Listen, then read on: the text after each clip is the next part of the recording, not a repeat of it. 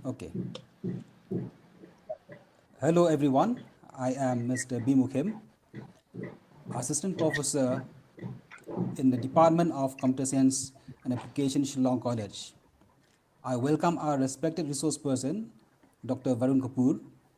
I also welcome the respected principal of the college, Dr. M. Day, who is at the moment viewing live on YouTube. My colleagues, and especially all of you who are viewing this live session. Before the start of the webinar, let me introduce our esteemed resource person, Dr. Varun Kapoor, who, despite his tight schedule, has consented to deliver this webinar. Dr. Varun Kapoor is the first police officer in Asia to be awarded an honorary doctorate in cybersecurity, Indore University, and is currently the ADG Police Madhya Pradesh. He completed his mechanical engineering from NIT Trichy and joined police service in 1991. He is known internationally. He was the Deputy Training Coordinator, United Nations Mission in Bosnia and Herzegovina, Chief of Research, Mission Headquarters, Sarajevo, United Nations Mission in Bosnia and Herzegovina, Police Advisor, United Nations Observer Mission in Georgia, Deputy Chief Scoping Mission, Ministry of External Affairs, Government of India, Mission to Lesotho and Mozambique. He also has a long list of training experience. He is a certified trainer of United States Department of Justice, Master Trainer of United Kingdom Department for Funding International Development, National Resource Person of Bureau of Police Research and Development, New Delhi, National Level Trainer for Worldwide Fund, headed 2 police training institutions, PRTS and RAPTC at Madhya Pradesh, appointed as chairman by Bureau of Police Research and Development, New Delhi. He is also known for his work at community policing and received several prestigious awards and medals. He has an experience in narcotics work and also very famous for his work in cybersecurity. He has done extensive research in the field of cybercrime, cybersecurity, social media, mobile usage, etc., study of which have been published in numerous national and international journals. He had also received many awards in this field. He also features in the World Book of Records, London, for maximum number of cybersecurity awareness workshops. He is a regular columnist in state and national level newspapers and authored a highly successful book, Cop with a Camera, Wilderness Diary with Varun Kapoor. That indeed was a long list of accomplishments for an individual, and we are all privileged to have you, sir, as our resource person. And before I request sir to take over the session, I would like to inform the viewers to feel free to post your comments on the topic at any point in the session, either from here or through the WhatsApp group. So I hand over this session to sir. Thank you.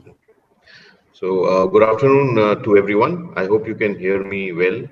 And after this introduction about me, which was rather a little inaudible to me, but anyway, must have given a long introduction. That's fine. Thank you so much for introducing me to all of you and your students. And we will be spending the next an hour or so discussing about a very important thing which is called cybercrime and the security concerned with that crime, cybersecurity. As you must have seen from my introduction part, that I have worked as a police officer all over the world. I have worked in 5 continents as a police officer. I have not gone there just to roam around. I have worked there as a police officer in 5 continents: Africa, Europe, North America, Central Asia, and South Asia, our area, of course. So I have worked in 5 continents as a police officer. I have seen crime all over the world. I have dealt with every type of crime all over the world. So after that, I can tell you there are major threat today to public security. If the major threats we try to identify, in the top 1 or 2 will be cybercrime. It's a threat today, one of the major threats, and in the times to come, it is going to be even more of a major threat. So we are going to talk about that, which is today a major threat, one of the top few threats, top 1 or 2, I would say, to public security, and that is cybercrime, cybersecurity. That is why it is so important. See, in today's time, in traditional crime, today's lockdown times, today COVID times, when we are all stay at home, that is our slogan for all of us. We are all staying at home, fighting a pandemic, trying to save ourselves from a sickness, from an illness. So we are all staying at home. So in these times of lockdown, traditional crime, what we call, like theft, burglary, loot, murder, attempt to murder, rape, abduction, molestation, whatever. These are the traditional crimes which we classify. All these crimes are reducing at a very fast rate. Why is it? Why are they reducing? This is nothing very tough to understand. We are all at home. There is no movement. There is no interaction. There is no trade, industry, commerce, business. There is nothing. Most of it, everything of it rather, is at a standstill. In some places a little more, in some places a little less. But we are all at home. So no interaction, no movement. So obviously traditional crime is going down at a very fast pace. But that is not the case with cybercrime. Cybercrime is, in my opinion, increasing, on the other hand, at a very fast pace. Because I say that it is a true stay-at-home crime, is cybercrime. Like, you're all staying at home. This crime is also a true stay-at-home crime. Why? Because the person who commits it can stay at home and do it. And the person who becomes a victim of it can also stay at home and become a victim. You don't have to go anywhere. You don't have to meet anyone. You can become a victim staying at home. You can commit the crime staying at home. So it's a true stay-at-home crime. And in a stay-at-home era, it is going to be a big threat, a bigger threat than what it is in the normal times. So it is necessary that we think about it and we understand about it and we do something about it. Okay.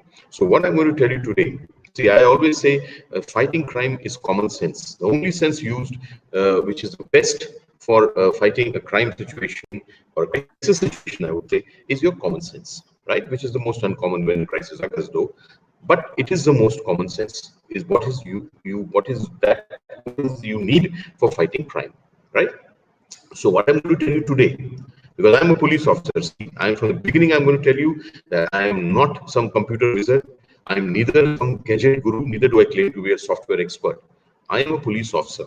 I have seen cybercrime from very close. I've been working in this field for 10 years. Very few police officers, maybe in India, definitely in the world, who have been working in this field for so long. So whatever I'm going to do, I'm going to share, I'm going to tell, is from my experience. It's from nobody's writing, nobody's learning, my own experience, my own research, my own everything. So all that, as a police officer, I'm going to talk to you. So I'm going to talk to you about cybercrime and its security. See, I have gone to, before I used to travel all over the country and have seminars and workshops, and for cybersecurity awareness, I had the time, I world record for it though. So I have gone to ISRO, I have gone to DRDO, big organizations. People can send rockets to the moon, but they do not know the simple arithmetic of securing the device. So I'm going to talk to you as a police officer, simple language. I'll keep it absolutely simple. No high-flung words so that people can't understand. I have seen many cybersecurity experts, they talk all sorts of things, and then when they go, nobody remembers or nobody understands. So I'm going to talk to you in very simple terms. As a police officer, you will understand everything I say. You'll enjoy also, I'm sure. So what I wanted to tell you is this. What I'm going to tell you is common sense, though, but you may know some of it, what I'm going to say. Because people today are very aware, students and youngsters, very aware. I believe you, very intelligent. So you might know whatever I'm going to say, whole of it. You might know some of it, but still I request, listen again. Because when you know something and you hear it again, then it becomes part of your system. Okay, obviously, because if you hear one thing again and again, it becomes part of your system. And that is what I want. See, when you're fighting crime or a crisis, there's one word which is very important: your response. Response, that is the key word. So if your response to a situation, to an accidental situation, to a crime situation, any crisis situation, if your response is immediate, automatic, then you have the best chance of surviving, or the best chance of saving yourself from that situation. Correct? If suppose somebody is standing in front of you with a knife, are you going to think what you're going to do? If you start thinking, it may be too late. You have to respond automatically, and that is the best response. Correct? In any crisis. So when is the response automatic? When it is part of your system. So today, what I'm going to tell you, even if you know it, please listen to it again. It's going to become part of your system. Your response is going to be automatic. And that is the best response for a crisis, for any crime, and definitely for cybercrime also. So listen again. I'm sure you're going to benefit. If you know it also, listen again. So that's the crux. If you don't know it, then good. You're going to learn something new. And if you know it, you have to listen again, because then it is part of the system. You leave your house. Does anybody tell you to lock the door? Nobody tells you. Automatic response. You lock it it's part of your system, by habit. Correct? So that's what I want in cybercrime. That is not there actually. That's why I'm saying, if you know it, listen to it again. It's going to become part of your system, and then your response will be automatic, which is the best response, and it will save you from many situations. Okay. So what I'm going to do today, I'm going to first tell you the groundwork for why is cybercrime such a big threat. That's the first part. Then I'm going to go to my presentation, which will be started by Arjun, and then I will talk about some concepts of cybercrime which you must know.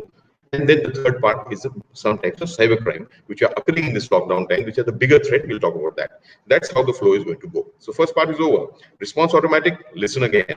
Okay. The second part, I said in the beginning of my talk, there are the biggest threats to public security today and times to come: cybercrime, cybersecurity. Why did I say that? Let me explain it to you. I will tell you why. It is because, as I said, I have traveled all over the world as a police officer. I have seen all types of crime in all corners of the world.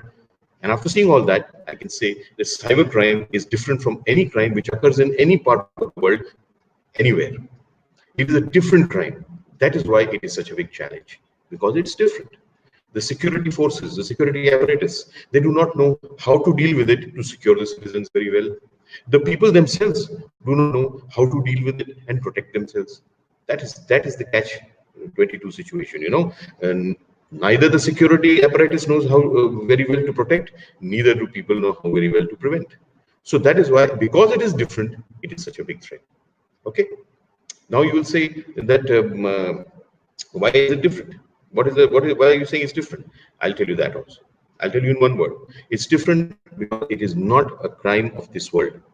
It is not a crime of the real, actual world, the world in which we live, the physical world. It is not a crime of that world. It is a crime of this world. Virtual world, digital world, cyber world, device-based world. Any world which is based with, which you connect through a device, is the cyber or virtual world. So it is a crime of this world. And friends, please, if you think this is not a world, it's just an activity, I'm just making a phone call, so what? Activity. I'm just texting a friend, so what? Activity. Yes, it may be an activity, but through that device, while you're doing the activity, you're connecting to a world. That's also a world. And like the real world has got so many problems, challenges, crime, criminal. Are there not in this real world? So many of them. They are there in this world also. Don't make a mistake. There are maybe even more. And the best part is you can't even see them. So when you can't see the dangers, you can't see the crime, you can't see the criminals, then obviously it becomes a bigger challenge. So that's what I'm saying. It is not a crime of the real world. It is a crime of the virtual world, where there are same dangers, same challenges, same crime, same criminals number, maybe more, and you can't even see them. Now you may ask me, so what if it's a crime of a different world? And so what if you cannot see the crime and criminals there, the dangers? See, in the virtual world, you will see the danger. You'll never see the danger, will you? You'll never see it. The danger, the crime, the criminal, till it's too late, till you become a victim. So that's right. But you may ask that why of a different world? It's a crime. Agreed. It's a crime. It's a world where you can't see the crime and criminals and dangers till it's too late. Agreed. But still, why is it such a big challenge? For that also, I have one word for an answer. Just listen carefully. It is because we are all human beings. That is why it is such a big problem. Why do I say that? See, we are all human beings. We are born into the real world, and we are born for the real world. Correct? I mean to say, When you are born into this physical world, you are born for this world, right? All your instincts, all your opinions, attitudes, behaviors, reactions, actions, you may take any word. They are all tailored for the real world. They are not tailored for this world. That is the problem. I'll tell you an example. You're a human being, this instinct you will have. All of us will have. There is no doubt. You cannot prevent it. You will have that instinct. What is that instinct? What you see is what you believe. That's one of the instincts. What you see, you will believe it. Why? Because you have seen it. Because you have heard it. Once you see something or hear something, you believe it, and then on basis of that, you form an opinion. You take action. You build an attitude or behavior, whatever, basis of what you see or hear, because that is what you believe. Real world. But suppose you start putting this instinct in this world because you don't believe it's a different world. You believe it's just an activity. Then what? Will you be making a mistake sometime? You will. Because in this world, many things which can be shown to you can be made to hear something. Everything is not the truth. Because just because you've seen it, it's not the truth. But this world, that's why it's different. Just one thing. You tell me any cybercrime which has occurred with anybody. I will take you back to one point when that person believed what he saw or believed what he heard and then made a mistake and then became victim of crime. Believed what she saw means believed what she was shown actually. But she believed it because she thought she had seen it. And she made an action, reaction, or whatever opinion or behavior, and then made a mistake. So the basis of cybercrime is this problem. You believe what you see, you believe what you hear because you're a human. That's your reaction. That is your basic instinct. So there are many things like that. That's why I said, first of all, this is a different world. It has got equal number of crime, criminals, difficulties, challenges as the real world, maybe more. You can't even see them. It's very late, and it needs a different mindset. If you don't change your mindset and do activities in this virtual world, sooner or later you're going to make a mistake, and that mistake may cost you. You may become a victim of a horrendous crime. So be careful, change your mindset, and then exist in the virtual world. You will be much safer, which people are not being able to do. Okay, this is the second. I wanted to tell you the base. The third base, which I would like to clarify to set the stage for the rest of the talk. Who is responsible for your security in the virtual world? Who is responsible? In the real world, actual world, who's responsible? You yourself are responsible. In this real world, you take measures for your security, don't you? The whole day you do. Locking the doors, seeing left and right when you cross the road, not going into dark alleys when you go into the city. What are those? They are security measures. So you take so many of them the whole day. Does anybody have to tell you? Lock the door? Automatically. Correct? So you do so many things to secure yourself. Your family does for you. Your society does for you. Your police does for you. Your government does for you. Everyone is trying to keep you and me secure in the real world. You yourself are trying, doing so many things even without thinking. But do you think the crime is finished? No. Everything is peaceful. All criminals over? No. There is still crime in the real world in spite of all these systems and all these people, including you, trying to make it secure. Correct? Now let's talk about virtual world. Who is responsible or who can make you secure in the virtual world? Think about it. I always say cybercrime is a crime between a person and his device. It's a crime between you and your device. Who can come between you and your device? Any system? Any person to secure you? Just think. I'll give one or two examples to clarify it. Facebook. I do Facebook. Many of you must be also doing Facebook. Correct? Anybody can make a profile account in Facebook. Correct? If suppose I make an account or a profile of a 16-year-old girl, can anyone stop me? No. Is there any authentication verification? At present, no. So suppose I make an account of a profile of a 16-year-old girl and I send you a friend request. What will you see in front of you? A 16-year-old girl's profile.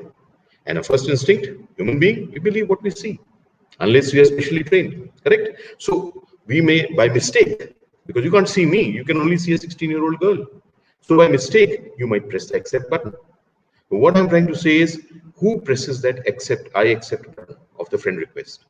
The person himself or herself. I don't come there to threaten or to force that you don't press the button. I don't. You do it yourself.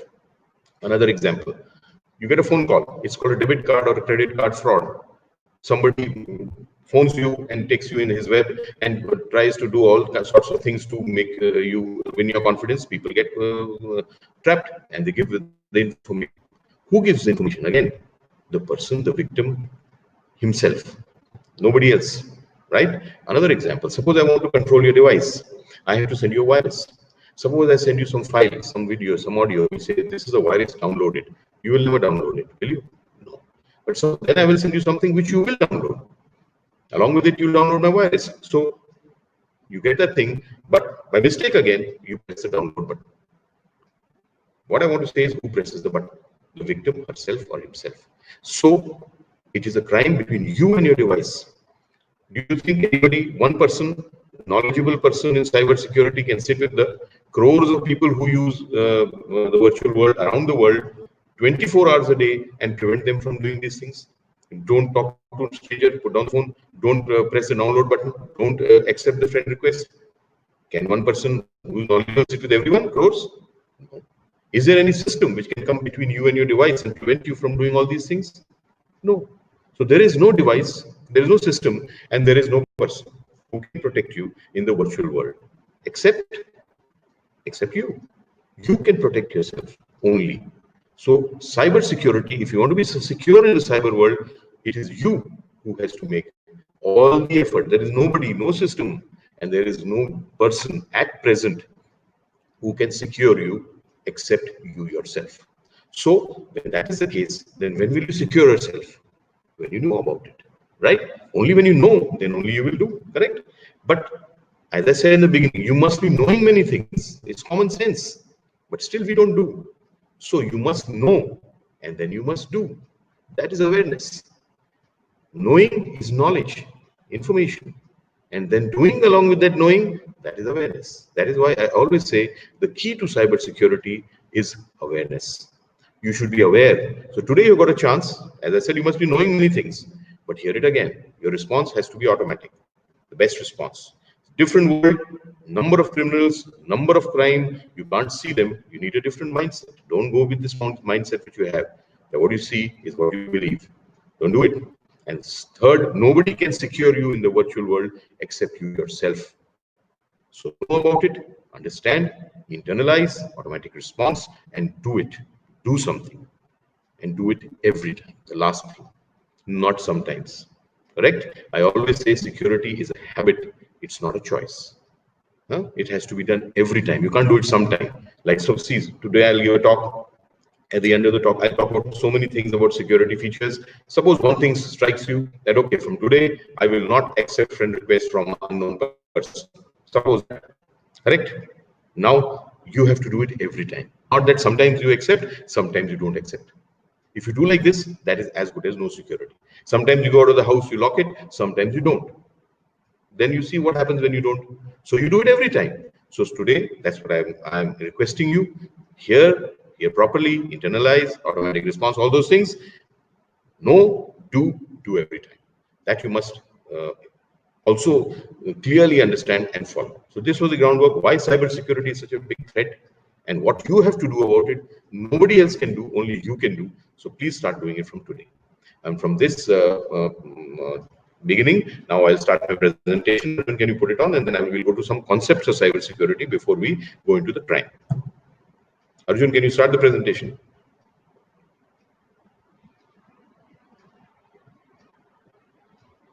Arjun, are you there?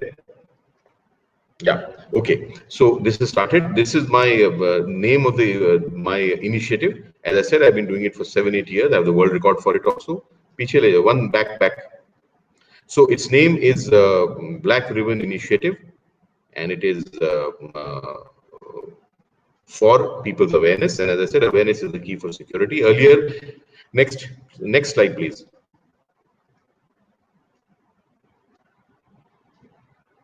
It is basically, I used to go to places, do seminars and workshops. As I told you, I go all over the country, and I had 4 parts to it: schools, colleges, institutions, and for general public organizations. Now I've added another campaign to it, the Sampark campaign, that is through webinar.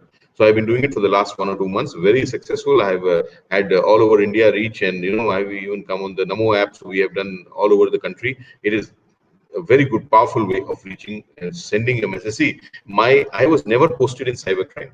I was never posted in cybersecurity. It has never been my job. It is only started as a matter of interest, and now it is my passion, my mission. I do it just for people's awareness, so that through my words you can understand few things which are of use to you in this world security, which is absolutely nobody's taking any steps for their own security. So I feel I have contributed a lot to people's wellness. Okay, next please. So today we are together for this webinar, cybercrime awareness for internet users, and especially in these lockdown times. Next. Yeah, wait. Now, first, I'd like to tell you what is cyberspace. You must understand it. You must be knowing it. What is virtual world, digital world, cyberspace? They are the same thing. Different names, things the same. No difference between cyber world, virtual world, digital world. You know that. Suppose I ask you, see, you must understand what this is, then you can understand better the security of this thing. Okay. So, what if I ask you definition? Tell me the definition of a cyberspace or cyber world. Maybe you will not be able to tell me. Even I don't know any definition like that, and even if there is, it must be something very long, and it is of no use to us. So we'll do like this. First, we'll identify what we do in this space. Once you know the use, then you take it together. That is a virtual world, and then we'll talk about its security. So 1 minute. According to me, there are 5 main uses of the virtual world. You can have small uses or many. Once you group them somewhere, they will fit in these 5. So the first use, press 2 more times, please. Yeah, wait. This is information is the biggest use of the cyber world. Information. That is, if the cyber world's biggest use today is information. And friends, tell me, which age are we living in? What is today's age called? Like we had an agricultural age, industrial age. Today's age is information age. Suchna ka yug. Information age. Information revolution was there in the 90s, early 2000s. That is over. Now all of us are living in the age which is called the information age. So if the name is information, then what is the biggest power in today's age? Information. Information is the biggest power today. The more you have it, better for you. The more smartly you use it, best for you. So keeping information maximum and using information smartly is the way for everything today. You will be successful, you will be secure, you will be happy, sukhi. Everything will come from information and its use. There was one writer. He is not an American writer, he was an American economist. In the late 70s, early 80s, 40 years back, that person had got the Nobel Prize for economics. Why? Because he had written a book. That book was called The Future Shock. In that book, he had coined a phrase 40 years back. He had said, information is power. At that time, I'm sure all the other people must be laughing at him and saying, what is he talking? Money power is there, muscle power is there, energy power is there. What is this information power? What is information is power? They must be laughing at him. But what he said 40 years back, what he prophesied rather, has come true today. Today, information is the biggest power for you, for me, for everyone. I can be on this webinar and all of you are listening to me, not because I'm some senior police officer. It's because in this field, I have more information than you. It is good for you to listen. If any of you have more information than me and you approach me, I cannot say this, that, oh, what will you tell me? I've got 10 years in this field. Huh? Are you going to teach me? If I say this, I'm going to harm myself. So information age, biggest power is information. For you, for me, for everyone. Now, in such an age where information is the biggest power for everyone, what is the biggest power for a criminal of this age, the cyber criminal? What is that? Information. For him also, or her also, information is the biggest power. Whose information? You got it again, your information. More information about you, if it reaches the criminal, the more successful he or she will be to attack you to commit a crime and be successful. The more. I'll give you an example. My own, Varun Kapoor, Indian Police Service. 2 information, my name, my job. If this reaches some wrong hand, I'm just giving estimates, there's no some research. Estimate figures say 5% he may be successful to commit crime on me with these 2 bits of information. Now suppose he comes to know my phone number. Third, big information. Name, job, phone number. Now his success rate may become 15%. Now on top of it, if he comes to know that I am very interested, I am so-called cybersecurity expert, 4th information, his success rate might become 25%. On top of it, suppose he comes to know I'm a very keen wildlife photographer. Fifth information, that's my hobby. My name, my job, my number, my expertise, my hobby. Fifth information, the success rate becomes even higher. That's how it goes. More the information, more the success on attacking and committing crime. Correct? Now you tell me, please, who gives them this information, which becomes basis of crime on you yourself? You got it again, you yourself. We ourselves give information about us so that we become victim of crime. All the time we are leaking information, what we post, what we write, what we share, who we share with, how much we share with, we never bother. We just keep doing it all the time, and it keeps reaching the wrong hand, and then we are the targets of crime. And then we feel very bad. I told you, nobody comes between you and your device. You give this information yourself. I've heard people talking very big. Many people will talk. Into the session also some questions might come, because I've taken so many sessions. Yesterday evening I was in a session. These kind of questions came. Many people tell me, sir, bank server, so much information about us. So they get hacked. We are so put in so much danger. Yes, you are. No doubt. Government, sir, this Aadhaar card, such a huge database. Suppose it gets hacked and leaked, then what a big threat to us. Yes, it is. Why not? But I would like to tell you one thing. All these entities, maybe a bank, maybe the government, maybe anybody, if they collect information about you, do it with a purpose. They don't do it for fun, to harm you. They do it for a purpose. Generally, very good purpose for you. So when they collect information, it is for a purpose. And then they make their best efforts to secure that information. Don't worry about it. They try their best. They put the best systems in place for securing your information which they've collected for a purpose. After that also there are some breaches. I'm not saying they're not. There may be some breaches after their best efforts and best systems. There are. Okay, let them do their job. They're trying their best. They will improve their system. They will do even better. Okay, that's their job. Okay, you do your job. Because I have told you, the biggest source of information which results to crime on you is you yourself. We are not doing anything about that, right? We are talking about governments and banks and corporations. Don't bother about them. Let them do their job. They will do a good job. If there is a problem, they'll fix it. You fix your problem. That we never think. Okay? Nobody is going to fix it for you except you yourself. I told you, between you and your device. Take it back, please. So I will tell you this again. I always say information security is the base of cybersecurity. Information is your information. And who's going to secure it? You are going to secure it. If suppose I tell you today that WhatsApp, don't use it. Facebook, don't use it. That's good. If you don't use it, that's the best. You will be much more secure, definitely. But is that good advice? That's no advice, because you're not going to do it. So what I'm going to try to tell you, what I'm requesting you is do it, but do it carefully. Think what you're doing. You cannot keep leaking information like this. Just think how much to share, who to share with, when to share, whether to share or not to share. You must think. You must take steps from today to secure your own information, because nobody else is going to do it for you, and that is the basis of cybercrime on you. Okay, be careful. Your own information, you have got to save it yourself. First thing. Second thing about this, over 2 trillion searches on Google every year, right? That's what is written. Today's age is information age, right? I told you, which is the biggest power? Information. Which is the biggest source of information? Google. So which is the biggest power today? Google. A is equal to B, B is equal to C, so A is equal to C. We learn it in kindergarten. Simple mathematical formula, correct? Biggest power today are these database companies. Google, Facebook, WhatsApp, what have you, so many of them. They are the biggest corporations in today's time. Billions of dollars is their worth. Biggest database companies, information-based companies, biggest powers, biggest money, everything they've got. And how? Can you ask yourself that? Do they make a needle? Do they produce anything? Do they even manufacture a needle? No. Second, do they even charge you 1 rupee?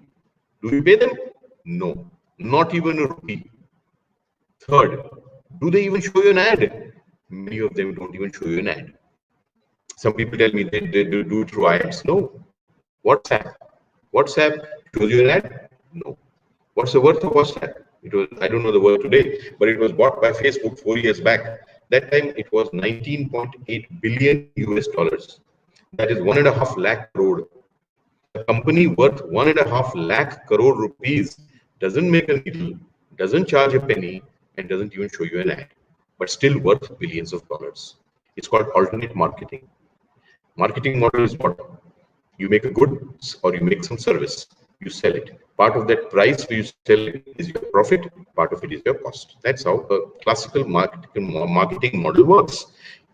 This doesn't do that because they don't charge you. You are the user and consumer. You don't pay anything. They charge someone else. Alternate marketing. So database companies, huge money, and they got billions of dollars, not making anything, not charging anything, and not even showing you advertisement. How do they make their money? You must be knowing it. They make their money by selling your information, and they earn these billions. See how I'm not saying they're doing a crime by selling your information. They're not, because we are only giving them the authority to do it. I agree. You must be knowing it. Terms of service, which we never read, we say, I agree. So they sell your information and earn billions of dollars. I again say they do not sell it to criminals to crime on you, but they sell it to someone. Suppose that someone, from that someone to someone, it reaches the wrong hands. As I told you, information is the base of cybercrime. Then it becomes danger for you. So what I'm saying is that your information is so costly that people are earning billions of dollars out of it. And your information is so dangerous for you that if it reaches the wrong hand, it becomes base of horrendous cybercrime on you. Then what are you going to do? You are going to do it. Nobody is going to save your information for you. So start from today, think what you're doing and then do, and how much to share, when to share, what to share. Please just think. If you don't, you're going to make a mistake. It's costly also, but it's dangerous also. Next, please. Next use of cyberspace. One more, yeah, wait. Next is commercial activity. This you can all well understand. All type of commercial activities, online banking, online shopping, transactions, payments, transfers, bookings, everything commerce. A lot of big use of cyberspace, commerce. Next, please. The next use of cyberspace, communication. Yes, press once more, and once more. Yeah, wait. This, look, take it back. This is the next use of cyberspace, communication. Email, SMS, phone call. It's a big way of contacting, of communicating. It is cyber world. It's a cyberspace use. Next, please. That you had already seen. It is called social networking. Once more. Now, don't press, please. Social networking is the next use. Now, I'll wait here, just pause here for 2 minutes to explain to you difference between communication and social networking. People are not realizing the difference and making mistake by mistake. And in law, my friends, there is no law in the world, and there is no law keeper in the world who will tell you if you have made a mistake by mistake, it's okay. Don't make it again, please go. If you make a mistake by mistake and it is against the law of the land, then it is still a mistake and you will be punished. So cybercrime is a double-edged weapon. I have seen it. In the real world, if you make a mistake, you might end up being a victim of crime. In cyber world, if you make a mistake, you might very well end up being a victim of crime, but you might very well end up being an offender or a criminal yourself. And you have made that mistake by mistake. But it's still a mistake, as I said. So why is it happening? First of all, people don't know the law. It's against the law, I said. So you should know the cyber law of the country. It's called IT Act, Information Technology Act. Either you know what it is, learn about this in IT Act so that you don't make a mistake by mistake. Or if you can't do that, then you know the difference between communication and social networking. Then you will not make a mistake by mistake. But if you don't do either, then you will be in trouble. If you do, either you go and learn the act, it's a tougher job. It's good if you know the act, very nice if you know the law. But if you can't do it, then at least understand the difference, which I'm going to tell you now. When you understand this difference, then you may not make this mistake by mistake and become a criminal yourself. Okay. Now, there are many differences between communication and social networking, but the main difference, which is of use to us in today's discussion, I'm going to tell you this. Communication is with those who you know and who you want to communicate with. Okay, so when you communicate, it's only with those people you know, or either even if you don't know them, you want to actually communicate with them. So you're communicating. That's classical communication. Social networking, on the other hand, is not communication. Social networking potentially is possible with anybody on this globe who has access to internet and probably your platform. Maybe not your platform, only access to internet. He or she might be potential for social networking. Now, it is not necessary you know the person, and it is also not necessary you want to communicate with that person. But still, you might come in touch because it is a network. It's social networking. So people are not understanding that. They feel communication here, let us proceed with it. So I'll give an example. Communication they keep doing against somebody, against somebody's religion, against somebody's reputation, against somebody's system. You can, if you're communicating, you might phone and says to somebody, you might be sitting with some 5 people and talking. Maybe they are the same mentality as you. So when you say those things or post those things or speak those things, it's okay. Maybe they're like you. They will agree with you. Oh, yeah, very good, very good. But suppose you do the same thing in the social networking sphere. Then that message, that post or whatever, that video, as I said, can go to anybody. It might reach a person who is not convinced with what you're saying, who might say, no, you're wrong. I don't agree with you. And suppose he reports, and what you have said is against the law of the land, you will be punished for it, as I said. So you must realize communication and social networking are different. You have to be more responsible when you're doing social networking. People are, societies all over the world is suffering because of this. People are not knowing the difference in writing, posting, sharing, forwarding, liking, all sorts of content. And then themselves getting into trouble and also putting the society and the whole country in trouble. So please understand the difference. Okay, if you're not bothered about your society or country, it's fine. But at least be bothered about yourself. So be bothered about yourself and understand this difference. Do social networking responsibly. It is not communication. You might get into trouble if it is against the law and if somebody reports. And you will cause a lot of damage to, as I said, country and society and to yourself. Right? Now, I will tell you one final thing that I said, liking, sharing, forwarding also. How is that a crime if you have made a mistake? I'll tell you. The key word used in the Information Technology Act of the Cybercrime Act in India, I told you Information Technology Act, the key word used in that is transmission. If you transmit anything which is illegal, which is obscene, which is against a person's reputation or religion or whatever, if you're transmitting something, right, that is a key word. So what is transmission? Transmission is uploading something, means posting something, and hosting something is also. If you host something which is illegal, or if you post something which is illegal, that's transmission. Okay. But liking, sharing, and forwarding is also transmission because you transmit it further. When you like a comment, you transmit it to your friends. When you share or forward, again, you transmit it further. So you are also liable for that crime if it is a crime or the original post which you are sharing, which you are forwarding, or which you are liking. So don't only take a risk that I have not done anything wrong. I have just liked, I have just forwarded it. No, that's fine. But the word is transmission. So you have to use your own brains. If somebody else has done it, let him do it or let her do it. You don't have to become part of it just by sharing and forwarding and enjoying. If you do it, then if that original post or the original content was illegal or was against the law, then what you have done will make you part of that illegal act. So, okay, so be careful what you're doing in social networking. Think many times and do it. And not only posting and hosting is an offense. If you are doing liking, sharing, and forwarding also of other illegal content or the wrong content, you are part of the crime and will be liable. Okay, next. The last use of cyber world is entertainment. Once more, this you can understand very well. Games and movies and songs and all that. Big stuff. So when you're doing any of these 5 things, this you do in the real world also. But when you're doing it in the device, then you're living in the virtual world, and then all those things which I'm telling you are going to be applicable. Right? All those things, information security included, which you're going to do yourself, mindset change and security measures, whatever. This I've been telling you from the beginning. This is the world. Now, I'll tell you one last thing. How much time actually you're spending in this world, this you should know. We don't know it. We just do it and we don't bother. I did a research. This is actual scientific research, 3 years old. But the figures must have changed a lot because exponential world change is very fast. So the figures of my research may have changed a lot, but at least you'll get a pointer towards what's happening. I did a research years back in the city where I'm posted today. I'm still there today, Indore, where I tried to find out the school students, 10th, 11th, 12th, and the college students, how much time in a day they spend in the virtual world, 1 day's time. What figures I got 3 years back was this. High school students, 22% of the time of 1 day they spend in the virtual world, and college students, 29.8, nearly 30%. So that 30% may have gone up to 50% maybe. I have no doubt because the world is changing, I told you.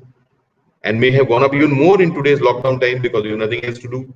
But still, half your life you are spending in the virtual world, knowingly or unknowingly. But see what you're doing for security. Maybe nothing. So you better do it soon, and better do it now, and better start thinking, and better start doing. Otherwise, when you're insecure, then you're open to any type of attack. That is why cybercrime is increasing at such a rapid rate. Next, please.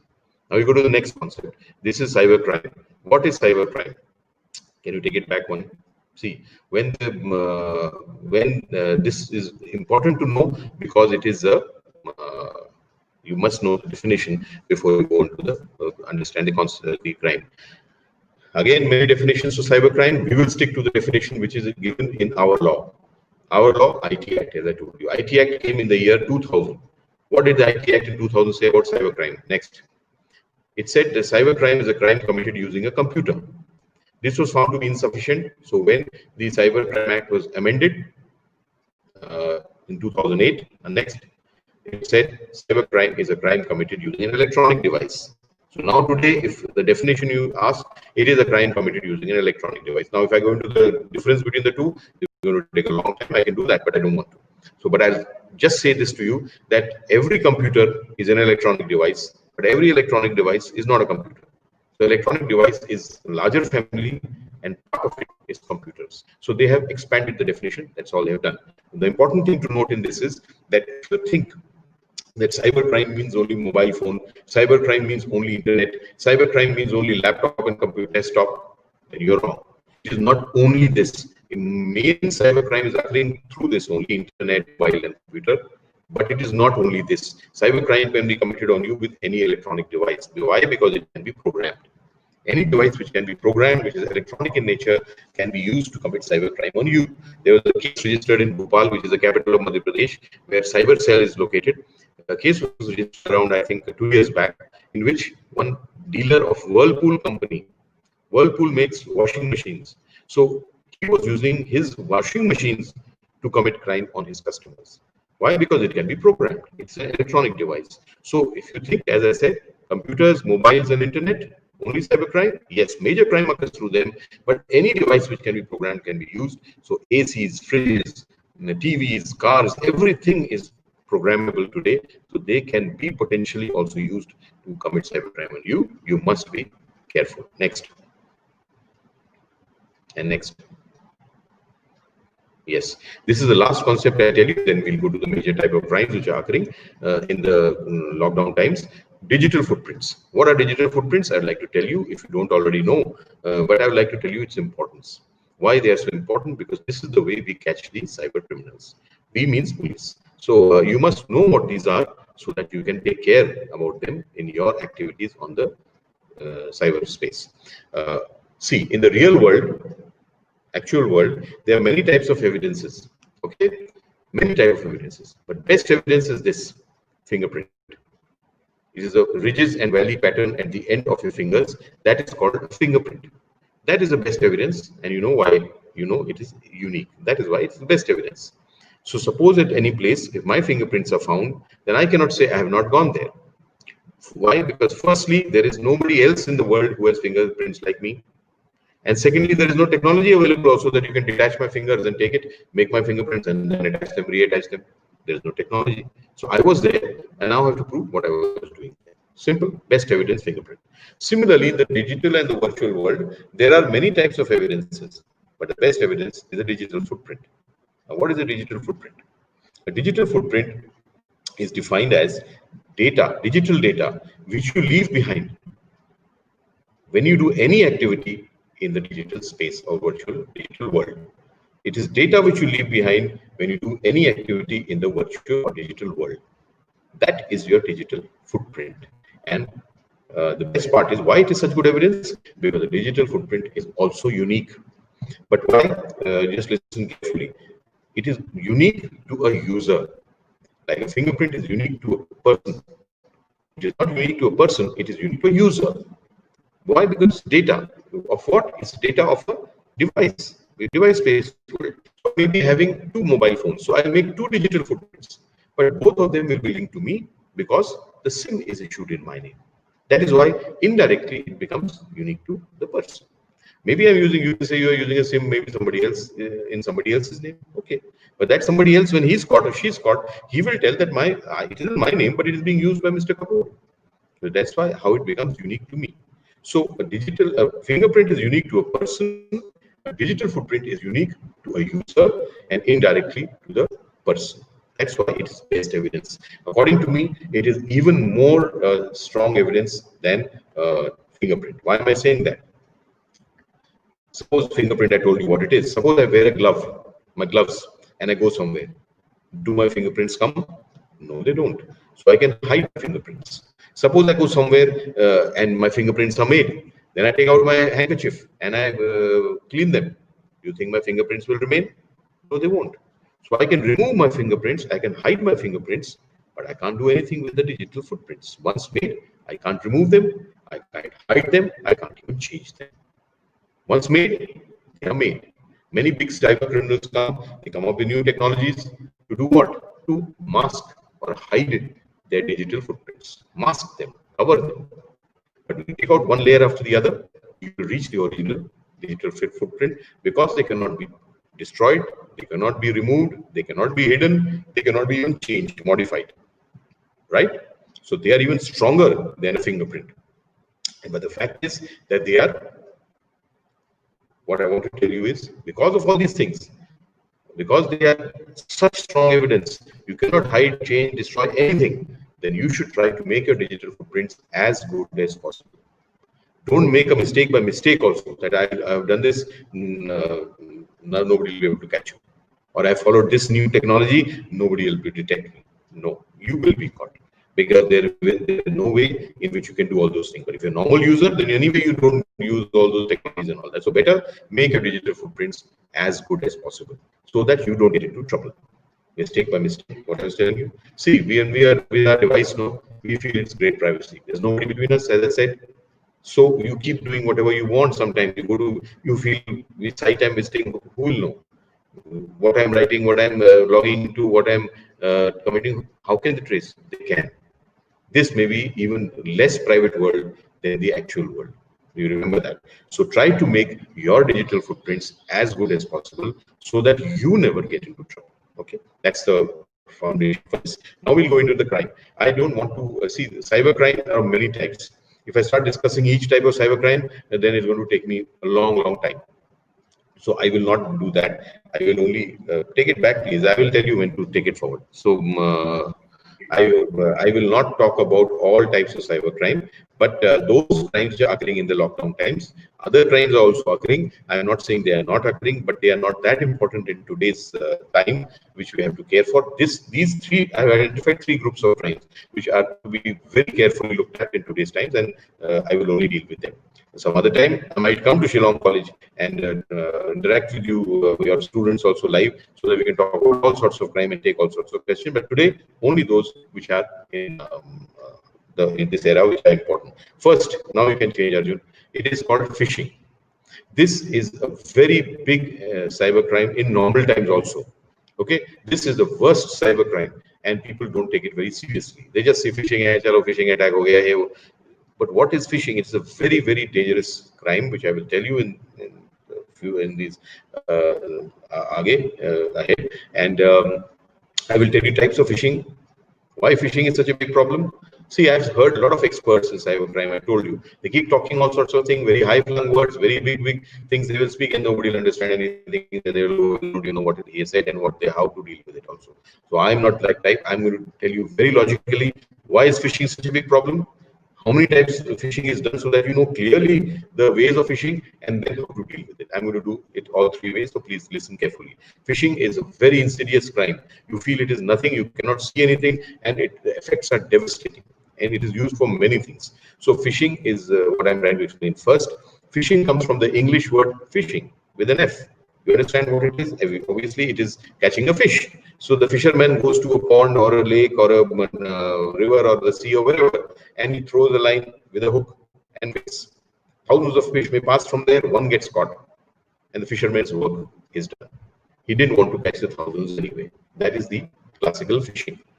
But instead of F, if you have PH, it becomes phishing. It becomes a cybercrime, which is As I said, very insidious, very dangerous. Concept is the same. One email, one SMS, one phone call, do it to thousands of people, then wait.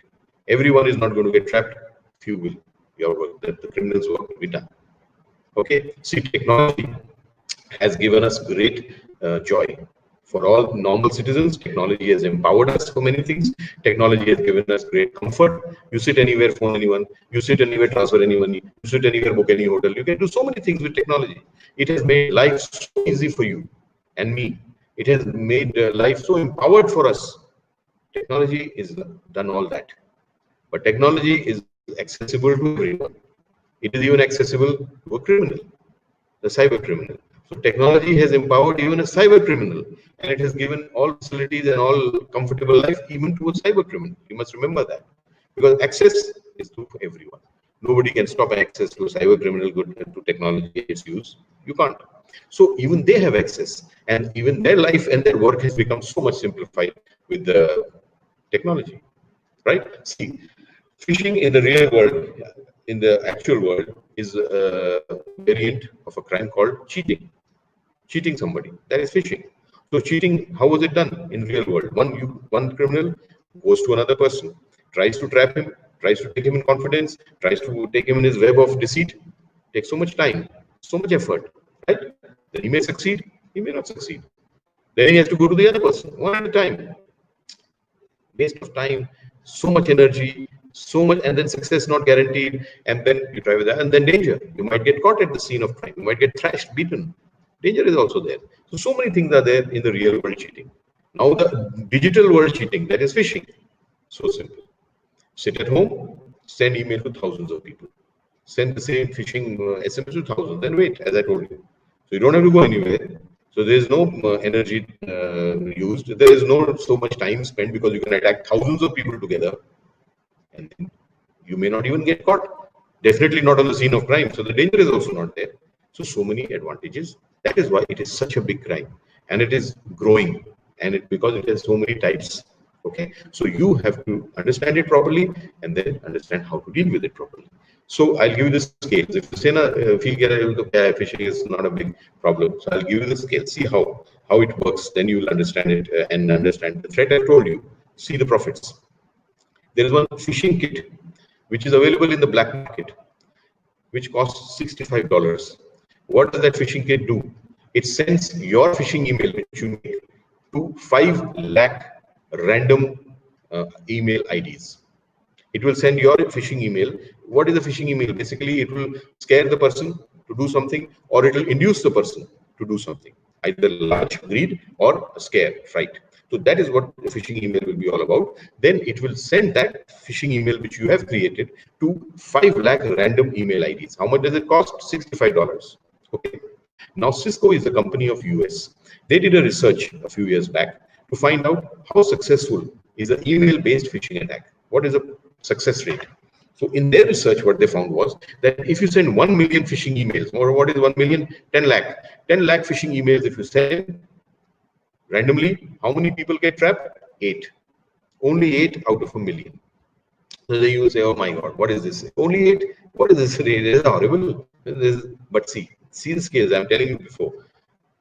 8 people get trapped in that phishing attack, and how much does each person lose? At an average $2,000. Okay, now let's calculate. If you need one phishing kit to send 5 lakh emails, how many do you need for 10 lakh? 2 phishing kits. How much is one? $65. So how much are two? $130. So what is the investment or the cost for the criminal? $130. Doesn't go anywhere, no effort, and no other energy, nothing, sitting at home. $130 you spend, you trap 8 people. Got it? Now each loses $8,000. Now how much is the profit? 8 into 2,000, $16,000 that criminal is making. What is his investment? 130. What is his return? 16,000. What is his profit percentage? 12,000%. Good business? Yes, it is. Of course. And what do? Sit at home. And no danger and no problem. So the scales are very big, my friend. It is not that small. 36 billion emails are sent annually all around the globe, and many of them are phishing emails. Now you can keep calculating and finding out what is the amount of money these people are making only through phishing by email. There are so many other ways. Okay, so we'll do it with this. Now I will tell you how many types of phishing attacks are there. You must see, I told you, people talk randomly and just finish it, but you understand nothing. I have identified the ways phishing is done so that you know each way, then you can know how to deal with each way. Okay. Now, next, please. The first phishing attack, the first way is virus injection through phishing. They will send you a virus through a phishing attack, phishing email, and many other ways. Why? To send a virus to your devices, that when the virus is installed, then they can steal your personal information, your username, password, your account number, whatever they want, and then they use it. So to steal your personal information, they need a virus in place. How will they send it? Through some kind of attack, phishing attack. And then who will install it? You will install it. And how will you do it? I'll tell you. You must be knowing it, but let's talk about it. Virus injection through phishing email. Right now, as I told you, if I send you a virus and says a virus, download it, you will not download it. So I will send you something which you will download. So they will make an email. I have taken random emails, in this presentation from America, some things from Canada. I don't think this is because the slides say this, it is happening only there. It is happening much here also. But this is just for your knowledge. So this kind of email attack, phishing through email, right? Now they'll make an email. Very simple. I told you to scare you or to induce you. And they will send that email to you. In that email, there will be an attachment. That is that red box which you can see. And in this case, it's an audio file. It may be a video. It may be a photo. It may be a document. The size of the attachment they're sending will be dictated by the size of the virus, because that virus obviously is embedded inside the file. You will not be able to see it. So obviously the file has to be bigger, then only it can contain that virus. So it will be embedded. You will never see it. You will only see this attachment, of course. Technology empowerment for a criminal, again, at work. So you will see that email, inducement or scare or something, and you will get induced and you'll press the download button. Once you press the download button, that file will download in your device. Along with it will download my virus, which you will never see. So that file will be installed in your device, and so will be my virus. Now you open that file, and whatever it is, it's audio file in this case, you will hear that audio. If it is of use to you, okay. If not used to you, whatever you want to delete it, you delete it. But my virus will not be deleted. It is programmed to be downloaded with your file, but it is not programmed to be deleted with that file. So it will be left behind. You will not know it. Now that virus can be anything: Trojan, backdoor, rootkit, adware, spyware. It can be anything. From today, then, whatever you type, I might be able to see. Whatever you talk, I might be able to hear. Whatever you cite with it, I might be able to know, depending on my virus. So basically, they do it to take up personal information. So, but it can be many other things for your reputation and all that. So once my virus is in place, now you can type anything, your username, your password, your account number, anything, I will see. Because my virus is there, you don't know about it. Okay. So virus injection can be done through emails. Next. It can be also done through an SMS, right? An SMS you get. See this important upgrade on your mobile account. And what is written below? Failure to comply might lead to suspension. Scare. What is that? What you have to do? Nothing much. You just have to click the link, go to your mobile account, to your mobile server site, and do some upgrade. That's it. You feel okay. So what? You will press that link. As soon as you press it, one site will download. Means the site will open. Obviously, it will download in your device. Along with it will be a virus. And it will do the same thing as it did earlier. Data theft. Next, it can also be done obviously through a malware post in a social media. Malware is virus, you know that. Malware is malicious software. Mal and ware, malware. It's a virus. So I can create a file, a video, audio, whatever, make a post, you will download it and download my virus. It's a simple thing. Suppose, that's why I said information based. You are all from Shillong College. Suppose I get your phone numbers. I know all of you belong to Shillong College and I know your number. Now I want to send a virus, I'll make a video. And video will be very simple. Corruption in Shillong College, anything which will attract you, make you inquisitive. Suppose I make a video with that title below. Watch for the corruption going on in Shillong College and send it to all of you and your students. Will you click it once? Will you see it? I guarantee you will see it. From today, maybe you will not. You'll think that's what I want. But from before, you would. And you would definitely click it once. You would see whatever it is. Maybe it was all nonsense, because it could be. You would delete it. But my virus would be in place, okay, for my work. So it can be done very well through this also. Next, please. The second way of second phishing way is using a phishing attack, using a phishing link to take you to a fake site. They will take you to a fake site, and then they will make you put your personal information there. In the first case, they have sent you a virus and stolen your personal information. In this, they will compel you by fooling you and taking you to a fake site and making you yourself put your personal information there, which is of use to them. Okay, this is how this one works. Basically, it is done for banking sites and insurance sites and stockbroking sites, financial related sites. That's why it's done for that, basically, so that you go there on the fake site, you put your username, password, and whatever account number and whatever, and that is a phishing site, basically fake site. They will get that information, then they will use it. Okay, how is it done? I'll just explain to you quickly. This is an email somebody receives. Suppose it is written FTC refund. FTC is Federal Trade Commission. It's an American body, and it is basically people who traders. They must register with this commission. Then they pay some taxes and they get some refunds or whatever. Some like our income tax department, something like that. So they somebody gets an email like this, and what is the title? FTC refund. First, they must know you're a trader, see, information base, and who tells you? You will tell yourself. So once they know you're a trader, you must be registered with the FTC, then they will send you this. Otherwise, it's of no use if some student gets it. What use it is to him? So FTC refund is written. Now, FTC refund means you're getting money. Temptation, greed, lalach. Yo, I'm getting money. People don't even think whether they have applied for any refund or they are liable for any refund. Are they do they get any refund? Are they in that? Don't think. They just greed. Refund, paisa aa raha hai. You're getting money. Who's bothered here? Money coming is a good thing wherever it comes from. Who's interested? They know that. That's how they tempt you, right? So they will write FTC refund. The person will get tempted. Oh my God, money, good. Don't even think that I don't even deserve it, maybe. But they proceed. Now, there's a red box in the top. It shows the email ID from which this email has come. secretary@ftccomplaintsassistance.com. They will write any ID like that, which looks familiar, because they know people don't remember. Do you remember, if you are a State Bank of India customer, do you remember the complaint section ID of State Bank of India? Probably not. If you're an income tax payee, do you remember the refund section ID? Email if you receive from them, do you remember the ID of that income tax department refund section? Probably not. So they know you don't remember. So they will write any ID like that, which looks very familiar. And upar is written that FTC refund, you're getting money. ID looks familiar. Okay, from FTC, proceed. Because they know you don't remember. But let me tell you, even if you remember, and you know this is the ID, and this is which is being shown of the FTC refund section, then it may not be still coming from them. That is also, again, technology empowerment. It is possible. It is called spoofing. Spoofing is being something and showing something.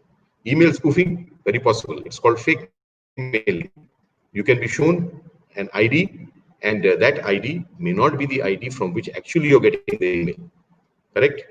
Arjun, the presentation has gone from my screen. You press some button. Anyway, so the ID you see is not necessarily from the ID from which you're getting the email. That is called fake mailing, right? And it is even possible for calling. Suppose you get I call you from my number. I can show some other number. You know that. That's called spoofing. That's called VoIP calls, voice over internet protocol, right? VoIP calls, and they are also very dangerous because that's spoofing.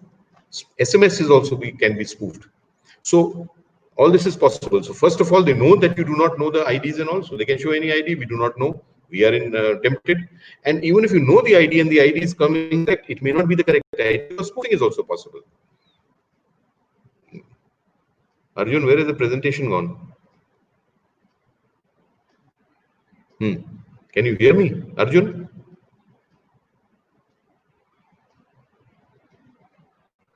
Is he there? Arjun is not there.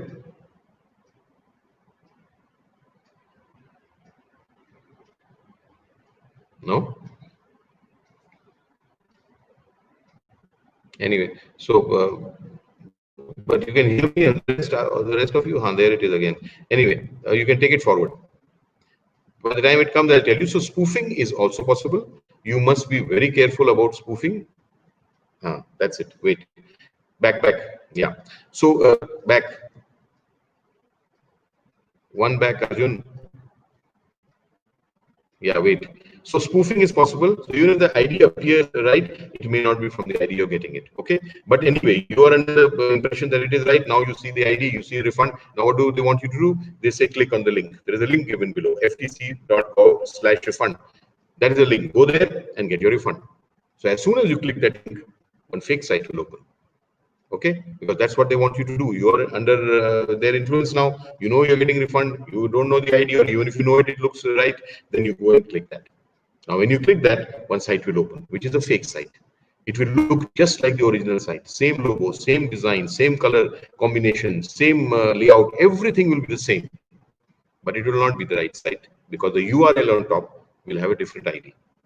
That we never see. Again, they know that. Because if you, there cannot be two sites with the same ID. So do you see, suppose you're doing Facebook, when you just type the Facebook icon, Facebook opens, correct? Then you see Facebook in front of you, you feel, yeah, this is Facebook. Do you every time read the ID, facebook.com? You never read it. It looks the same, must be the same. In this also they know it, you click it, that site will open. It will look the same, so you are there. Now what do they want? They want your personal information, so that you will feed your username, your account number or whatever, and your password and all that, you'll put all that. And then you'll go somewhere, because it's a phishing site, there will be something which is saying refund and all. You press that button and you feel, oh my God, I got my refund. Oh, good money.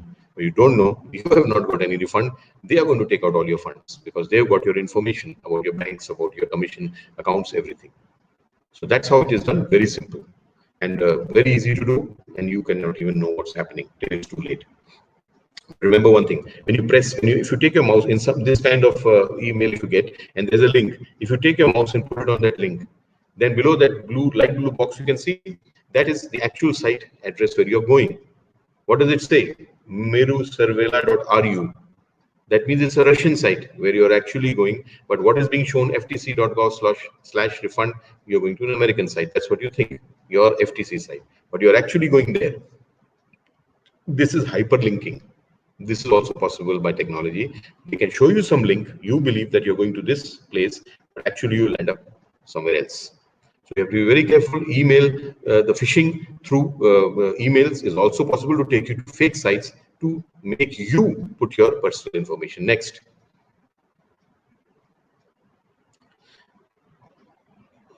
Next slide, please. Yeah.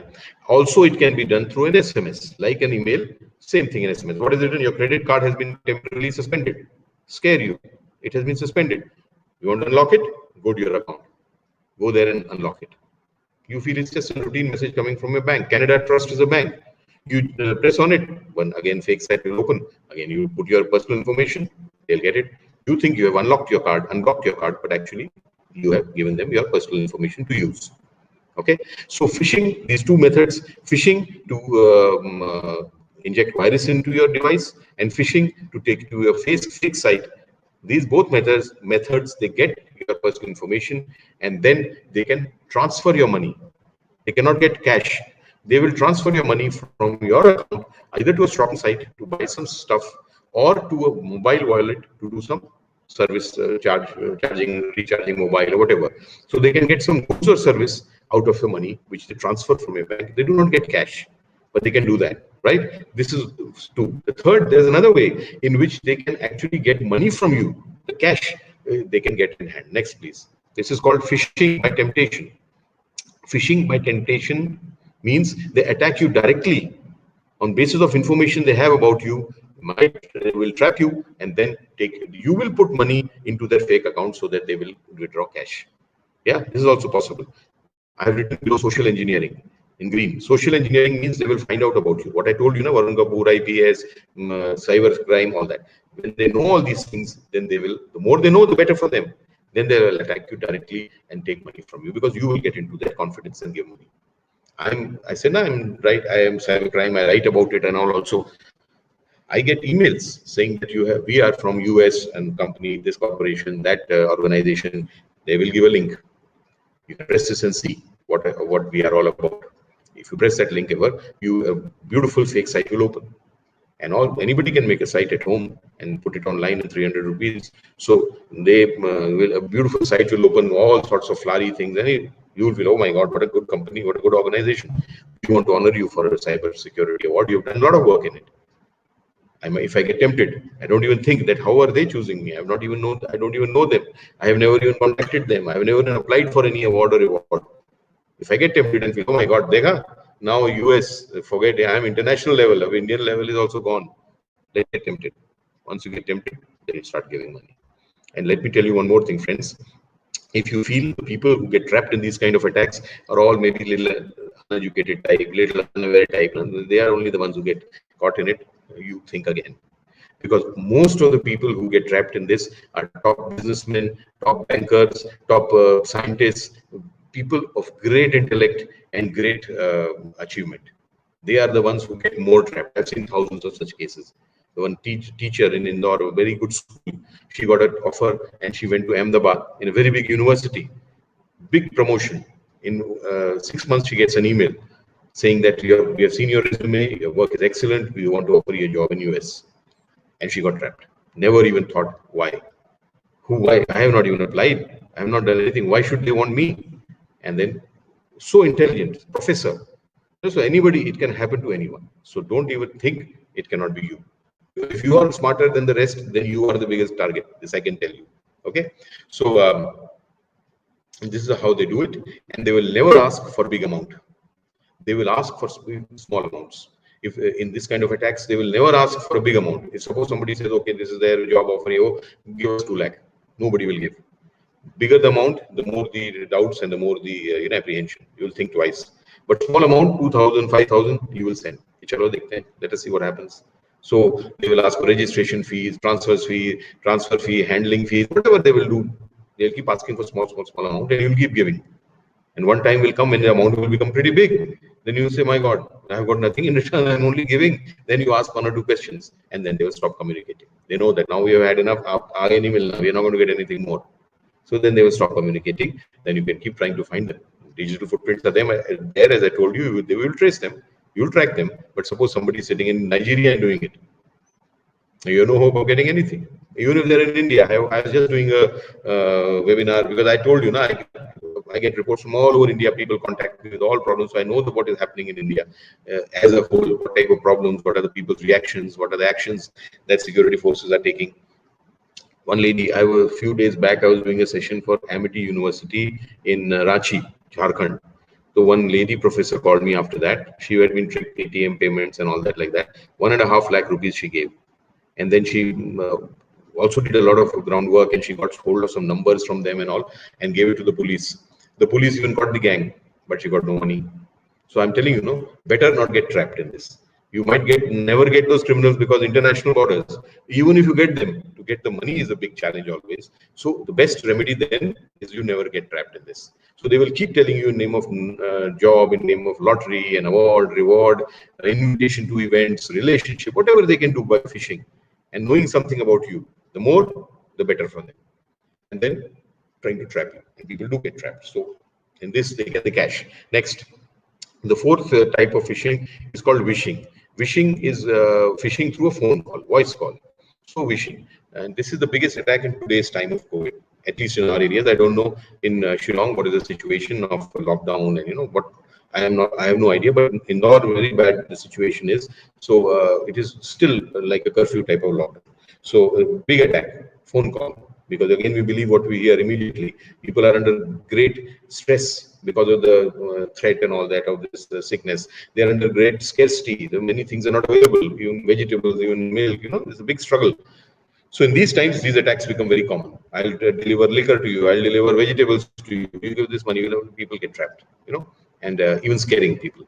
So then they will phone you. They will take your username, password, OTP, credit card number, CVV, expiry date. They will tell everything. People will tell, and absolutely regularly people will tell, and they do it so smartly that you will never be able to even make out the difference. Okay. So wishing is phishing by voice call. Next. And this is called smishing. Smishing is, of course, through SMS. And same way, they take your username and password and everything. The 5 ways of phishing. 1, phishing attack to send a virus to your device. 2nd, phishing attack to take you to a fake site. 3rd, phishing attack by temptation directly at you so that you give the money yourself. 4th, wishing, voice call. 5th, phishing, SMS. Now you know the 5 ways. This is how it is done. You better take care in all the five. Think all these 5 ways are there for phishing, which is very insidious attack. Now, what is the remedy? The remedy is only one. According to me, my suggestion to you, one remedy for all these problems. What is that remedy? That remedy is make it a point, make it a habit, and every time in the virtual world, no contact with the unknown. That is the best remedy for a phishing attack. No contact with unknown, I mean to say, you will not give any information or any communication with anybody who calls you, who you don't know. No friend request you'll accept from an unknown person. No download attachment from an unknown source email. No pressing of links in unknown source email or SMS. No contact. That has to be your base. You might lose one or two genuine offers, which I don't believe will be genuine, but you will be saved from a very bad situation which may have occurred. So no contact means no contact, and no contact means every time no contact. As I told you, no phone call, no friend request, no attachment download, no link pressing, unknown source, nothing. Best remedy. But there is a second part. I told you spoofing. It's possible that they will show you something and it will be actually something else. They will pretend something on phone so nicely that you will feel, ye to my insurance company. Yes, my car's insurance has expired, so this has to be done. You know, they will take you in your web. So if you don't know, no contact. If it appears to be known, you have to verify.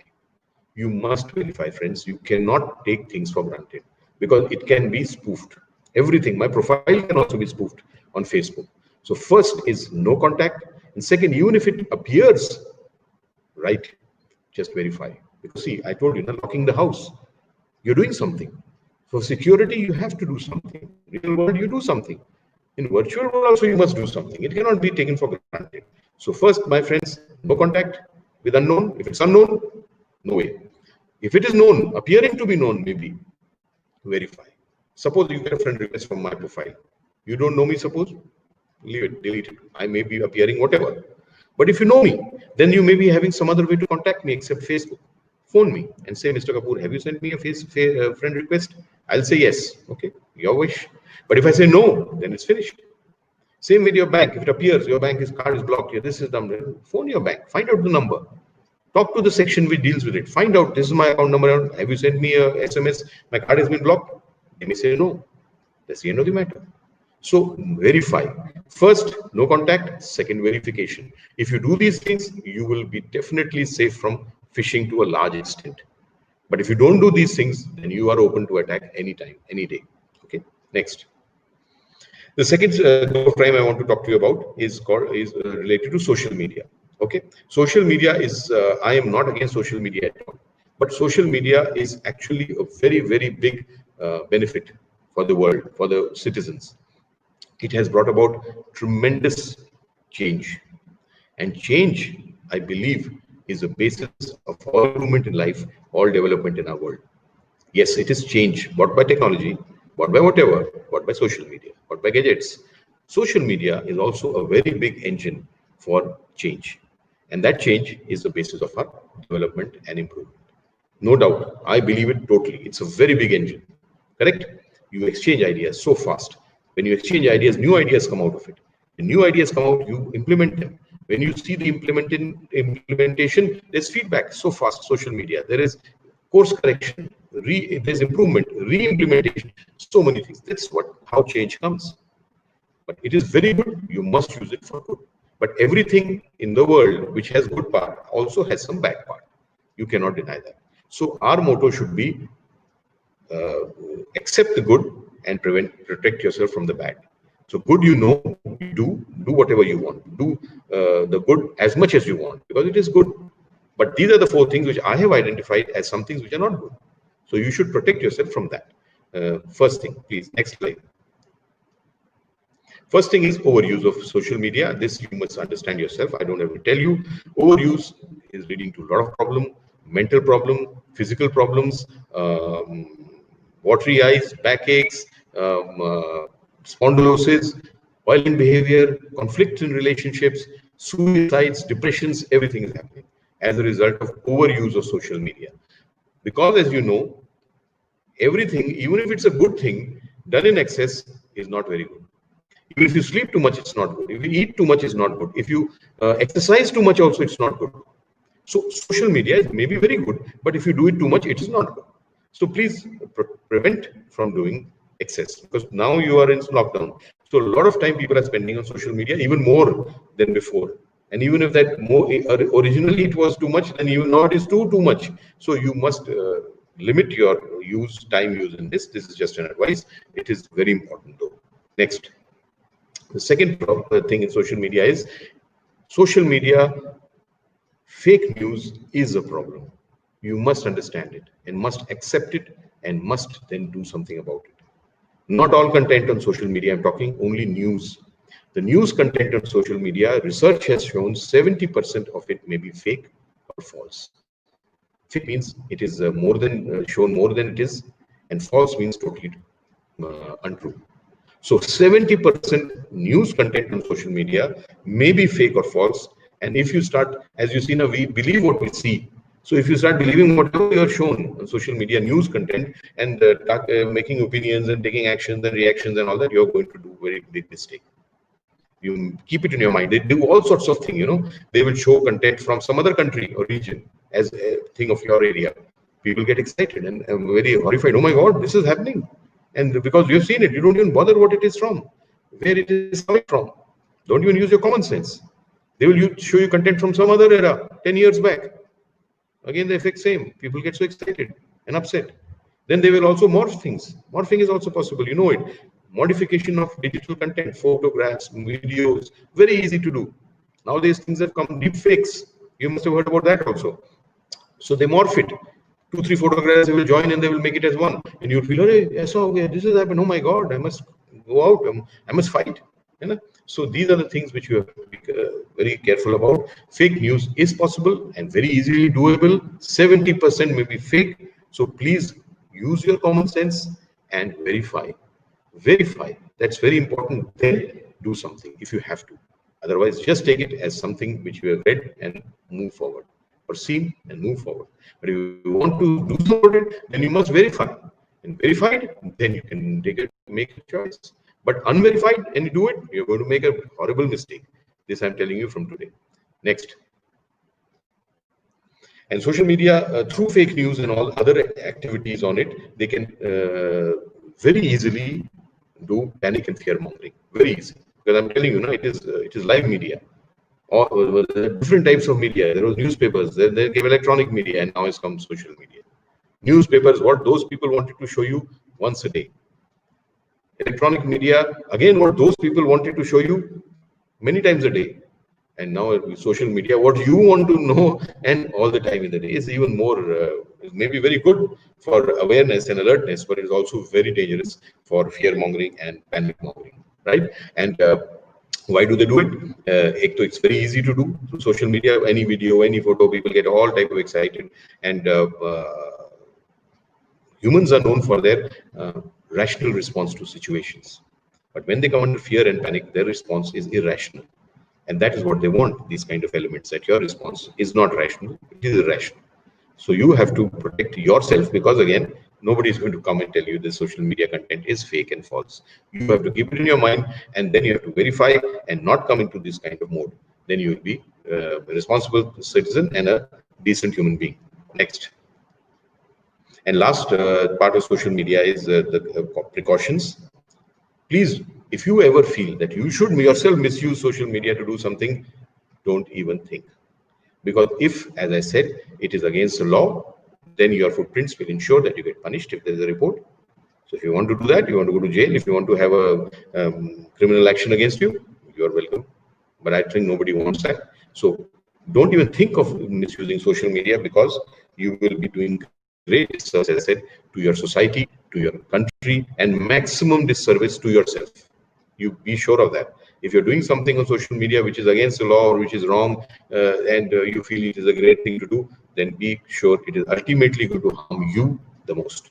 So these are the 4 things which I want to tell you about social media. No overuse, no misuse. Believe and understand it has fake content, fake news. You must verify, and then never come into this mode of panic and fear. You will be then using social media in a responsible and beneficial manner. Next. The last part I want to talk to you about is monitoring of children. This is a very big space for crime on all types of people, right? Wait. So children are very vulnerable because nobody can protect them except you yourself. You may be parents, you may be teachers, you may be whatever. Youth are also there. Many students may be listening to this also. They are also very vulnerable. See, these cyber criminals have got tailor-made crimes. They have got for children, they've got for youth, they've got for elderly, they've got for professionals, they've got for businessmen, they've got for housewives, they've got for everyone. These many wings which I've talked about can do many things to protect themselves. Awareness is the key, as I said. But children, you have to protect. Youth, maybe the parents don't have to monitor so much, but they have to protect themselves. You must remember, it is not that easy. Again, it's the world in which you cannot see the crimes and the threats. So you have to know what the threats are, and then you have to do something about them. But children, you have to monitor. Many of you may be parents, and teachers, definitely you are, and professors. So you have to monitor your children, monitor your youth who are with you, and protect and prevent. Also, that is also part of your job. I always say that parenting in the real world, your big contribution to your children is one, that you give them many things. You provide for them, best education, best whatever you can give. Provision. Second, monitoring. Monitoring in the real world, you do all the time as a parent. Just think, even as a professor, as a teacher, but as a parent, definitely. When they sleep, when they get up, who they eat, what they meet, who they meet, what they eat, how much they study. We are doing everything the whole day, monitoring them, and that's big benefit for them. They may not see it now, but it is big benefit for them. So monitoring and providing, they're two big things of parenting and for teaching maybe also. But in the virtual world, where you're spending half the life your children are spending, and your youth are spending, and maybe even more, half their life, what monitoring are you doing? I'm sure it's 0%. Zero. I've told you I go all over the country. I know the situation. And because of that, there are three reasons for that this is happening, that you're not monitoring. First is, you believe the children know more than you. Knowledge is a problem. Your children, your youth know more than you about the cyber world, cyberspace, than you yourself. It is a problem. When they know more than you, then what are you going to tell them? They are going to tell you. So knowledge is the problem. One. Second is time. Nobody has time in today's world. Everyone is very busy, aren't they? That even in lockdown, when you are at home, you don't have time. There's a Peter's principle. You must have heard it. Peter's principle says work expands to fill the time available. So work will always expand. So even if you have nothing to do, you will have no time. So don't make that the excuse. Time should be there to monitor your children online. And third is, we don't have the interest, because we feel the child is fine, is sitting in front of us doing a computer device. So what? It's okay. At least it's safe, because we are thinking from the physical point of view, physical world point of view. In the virtual world, as I said, so many dangers, so many pitfalls. You cannot even see them, and the children are totally innocent, and they will be the biggest. They will be badly affected and the easiest targets. So you have to monitor them. Please do it. There are many ways which you can talk about, and if you want, I can tell you later. But you must do it. Otherwise, you are doing disservice to your next generation. Anyway, monitoring children. Many things are there. Many crimes are occurring for children. I have selected three you must be careful about. Let's talk about them. First is online gaming. Next, please.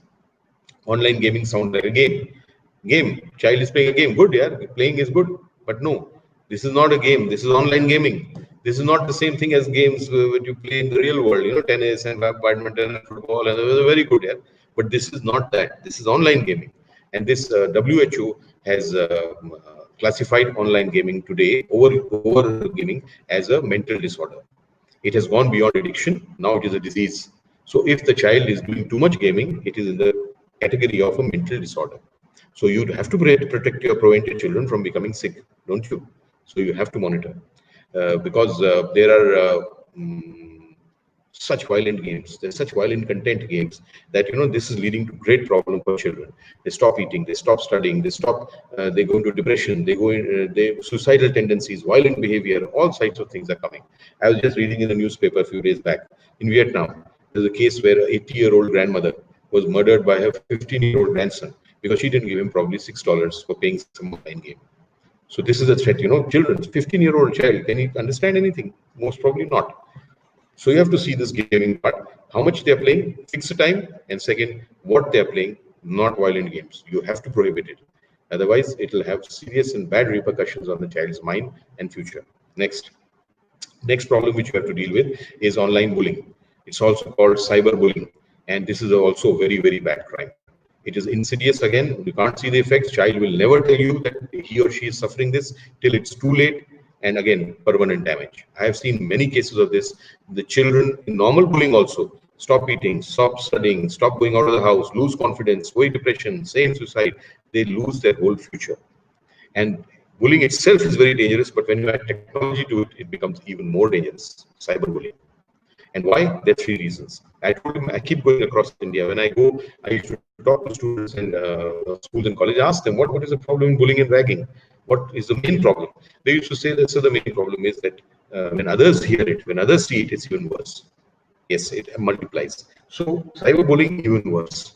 Real world bullying, if some child is bullying another child, 2-3 people might hear. But cyberbullying, first reason why it's so bad, it spreads faster. You press one button, the whole school may come to know of it. See the effect, thousands times more.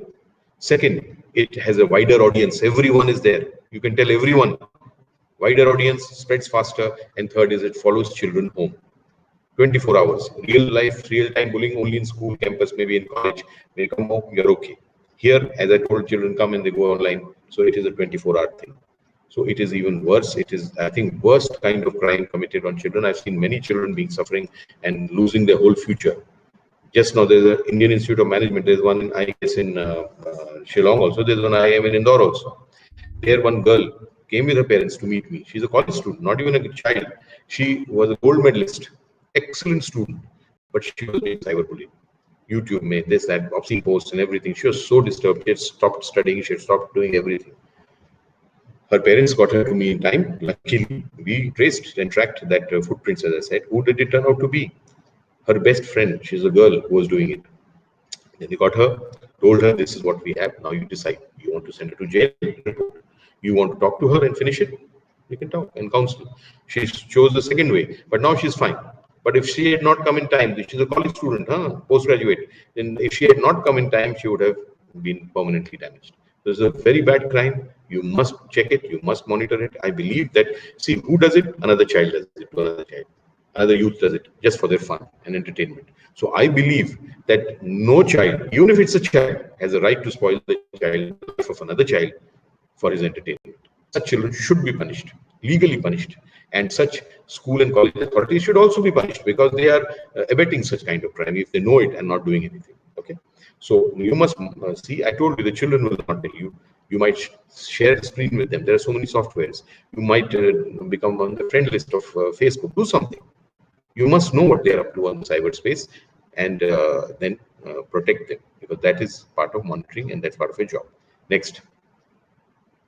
The last type of crime, online bullying, I'll just tell you one thing. For the children, for the youth who are here, what to do to protect and prevent it on you. Protect yourself. First is, best response is no response. Don't respond to the bully. If somebody is bullying you in cyberspace, do not go down to his level and start the same thing, because that's the worst response. Best is no response. Second is block the bully. Block him or her. Unfriend. Do something so that you break contact.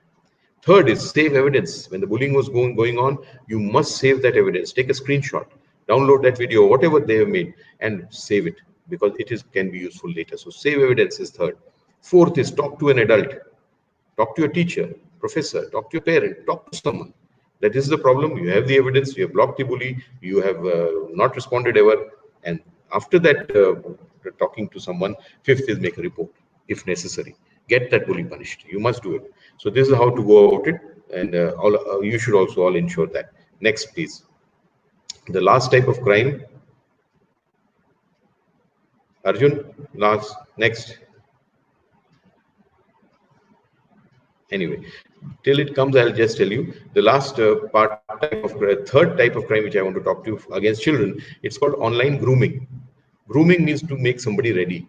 So grooming online is happening a lot. Again, we don't know anything about it because children will not tell. I have always seen that there are two characteristics of children which are very specific. One is that children are very innocent. They will try everything. Adventurous, they will try everything. Innocent, they will not know what to do with it. And once they tried, okay. So very easy to trap, very easy to because they don't understand many things. So online grooming is done. Grooming is making somebody ready. These people, there are many ways. One way is this: they're middle-aged people.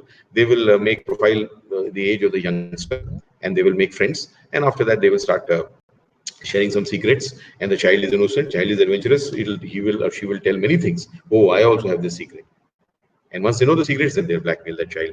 That okay, you told me, I'll tell your parents. I will tell your school. Now you send me their photographs obscene. Now you do this. It is horrible. It starts from grooming. It goes into bullying. It goes into even pedophilia. So it is very, very bad crime, and children again very badly affected. And they don't know what to do anything about it. Only we as adults can help them. So you must monitor your children. There's a case, very infamous case of Amanda Todd.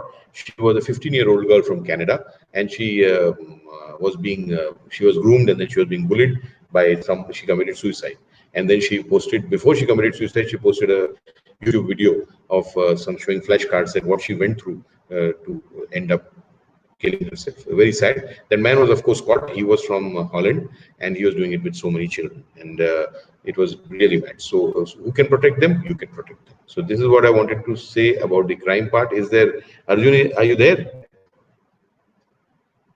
Anyway, so maybe he's not there. I think the rest of the people are there. So I will tell you quickly the five after this, the 5 key points that I want to communicate to you. All this you have heard, you might remember. Very good. Even if you don't remember these 5 mantras. They will help you for cybersecurity. The first mantra is you should always have a mindset of safety and security.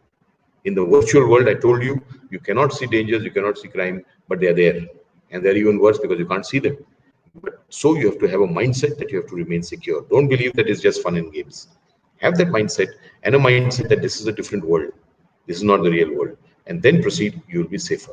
Second mantra, avoid greed, avoid shortcuts. Most of the cybercrime which occurs, which are financial nature, they play on humans' feeling for greed. You make money sitting at home. You get a lottery job sitting at home. You make a relation sitting at home. These things don't happen. Make that the motto that I will work for whatever I get, and then you'll be safer. Don't have that feeling of greed. They will find new ways to tempt you, but don't get into that, because it's all an illusion. And if you get into it, you will be harming yourself very badly. Maybe your money is the least. Reputations and lives and so many things are damaged. You must be very careful. And avoid shortcuts. I told you, avoid shortcuts mean don't press any link, go somewhere. Technology has given us a lot of comfort. I told you, no, press any link and go. Why do you have to do that? If you have to go to SBI, suppose you get a link of SBI bank that you go there and do this. Why do you have to press that? Why can't you open a new tab, write www.sbionline.com, and you will reach the SBI actual site, not a fake site. So don't take shortcuts. Follow the right path. Next, yes, wait. Follow the right path, the long path. Then you will be reaching the right destination. Otherwise, you may be making a mistake. Next, the third is think before you act. Third point, please. Third point is think before you act. That means just think what you're posting, sharing, liking, forwarding. Just think. I told you all that before. If you think for 5 seconds or 2 seconds, maybe you won't make a mistake. I say that if you think and take a decision, it most probably is right. If you take a decision in a hurry, most probably it's wrong. So think before you act. You may not make the mistake. Okay, next. The fourth is have full knowledge. Have full knowledge means it's a world of information. Information is the biggest power for everything. Security also is the biggest power. So keep full information, keep it with you, and then use it, and use it every time. You will be more secure. Last, fifth, this is in cyberspace. Please do not trust anything blindly. You are basically interacting with nothing but a screen. What do you have in front of you? A screen. There is no person. There is no situation. There is no circumstance. Nothing. Only a screen which you are interacting with. So on this screen, you can be made to see anything and made to hear anything. And if you start believing whatever you see and believe this is the gospel truth, you're going to make a mistake and get into some problem. So these are the 5 mantras. Please remember them and implement them, then you will be safer. Next, please. I have my Facebook page because I write a lot. I do a lot of research. I do a lot of publishing, you know it, and a lot of columns, everything. I put information on this. Please come on this page, like this page. Once you like it and your updates are on, next time I write something or post something, you will get it. When you get it in your feed, read it. As I said, information is power. You will be benefited. And if you don't have time, don't read it this time. Read it next time. But at least you will have access to good quality security, cyber security information. This is my phone number and my email ID. If you have any issues, as I told you, many people contact me. If I have any advice to give them, I will give them. And if I can help, because I am in this region, that area, I'm not there. But if I can give you some advice or some help, I will be only too happy to guide you. So that is what it is. If you need any sessions, if you want to organize, next time when the lockdown is over, we can meet in Shillong, something like that, you can contact me on this address. So that's all I have to say about my content. And now Arjun and the organizers can take over. If you have any questions, please ask. Otherwise, we can end. Thank you so much. Hello, sir. Yeah. I have some questions here which were posted on the comment section. Yeah. The first question comes from Kostov. The question goes, sir, recently Arogya Setu app was hacked by an ethical hacker within 4 to 5 hours. So how can we be sure that our information with the government or systems will be kept safe? This is what I was saying from the beginning. And I said it very clearly. Don't bother what the other people are doing. They are collecting your information on for some purpose. Arogya Setu app also collects information for a purpose. So they are collecting your information for a purpose. They will secure your information as best as they can. You can do nothing about it. Okay. So, but you must concentrate on what you are doing. I only concentrate my efforts on your personal security, which you can do yourself. So please do what you can. And what Arogya Setu app and Aadhaar card database and all that, they are there for a purpose, and they are doing the best systems available. There may be some breach, but that breach will be also plugged and it will be solved. So, but don't bother about that much. Bother about what you are doing, because you are the source of maximum information. I'm telling you that the maximum information, if you are going to be subject to cybercrime, is going to come from you. So try to do something about that. Yeah, next. Okay, the next question comes from Batray. He asked if, let's say there are 3 users, user 1, user 2, and user 3. Users 1 sends one file to user 2. User 2 forwards that file to user 3. Is it possible for user 3 to know the first user who sent the file? From which, what are you talking about? WhatsApp? He didn't specify, sir. That has to be clarified, no? If it's WhatsApp, then you obviously cannot know who has forwarded the file to you. You can only know that. But who has forwarded the file to that second person, who sends it to the third person, that you cannot know at that point of time. Okay, here's another question from Audrey. The question is, are we vulnerable to third-party applications hosted on our networks? Your voice is getting cut. What did you say? I didn't get it. What is? The question is, are we vulnerable to the third-party application hosted on our networks? Everything, see, nothing can guarantee security 100%. Third-party applications means you download that app, right? So when you download that app, you always sign a contract, and that contract may be terms of service. Then you must, if you are so concerned about your security through an app, then try to read those terms of service if you ever have the time. And then if it is very necessary that you must have it, then you use it, because there is no app in the digital world which can be downloaded without signing the contract. That I agree. No account can be created without, again, I agree, that contract. So what does that contract say? We never read. So if you, my advice to you only can be, see, anything can be insecure. There are cases when games or apps hosted on Play Store and iStore have been found to have viruses in it. So that is also no guarantee. So you must only use those apps and only make accounts in those sites which are absolutely necessary. Don't do this general kind of app download and your device is full of apps and full of accounts you've created. You should avoid that. Only those which are necessary, use it, but then you cannot guarantee 100% safety anywhere. I would recommend you please get your device scanned every 6 months and find any kind of malware which may be there and get it removed if it is there. So make that a habit, that if you are using a lot of apps and if you're making a lot of accounts, to get your device scanned once in 6 months at least, so that you have that problem removed if you have it in the first place. Okay, so this will be the last question. It comes sort of. He asked, how do these cyber criminals choose their victims? Oh, I told you, one is random attack on random email IDs and all that, phishing attacks and all that. That's a random attack, and that there is no particular choice. Second is, the more information they have about us, then they attack you individually. And I told you before also, those people who are a little more active, who are more smart, who post a lot of information, that information is always the basis of your crime on you. So they will choose either randomly or they will choose particularly, and that particularly also is not that they will always succeed. I told you the success rate in phishing is 8 out of 1 million random emails.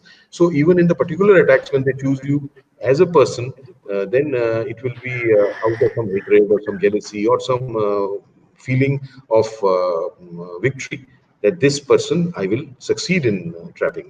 They have their own calculation. There's some many cases. I told you that girl's case who was being attacked and bullied by her own best friend out of some jealousy. So there are emotions, there are many things. There is no particular thing which you can identify that this is why they do it. It is very general and depends on the criminal himself or herself.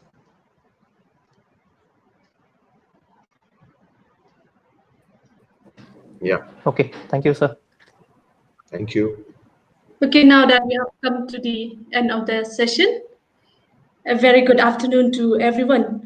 On behalf of the Department of Computer Science and Applications, Geelong College, I would like to express my sincere gratitude to Dr. Varun Kapoor for sparing your time in spite of your busy schedule to educate us on a very important aspect at such a time as this. Sir, you have opened our eyes, especially in this day and age where the internet has become a part and parcel of our lives. Thank you very much, sir. I would also like to thank Sir Arjun Chetri, whose continuous support, advice, and coordination has eventually led to this event taking place successfully. Our thanks also goes to our respected principal, Dr. Malai Dev, for permitting us to organize this webinar. I would also like to thank the organizing team, especially our head of the department, Mrs. Ayamitri, for taking the initiative, and all my colleagues who have contributed in many ways towards making this webinar a success.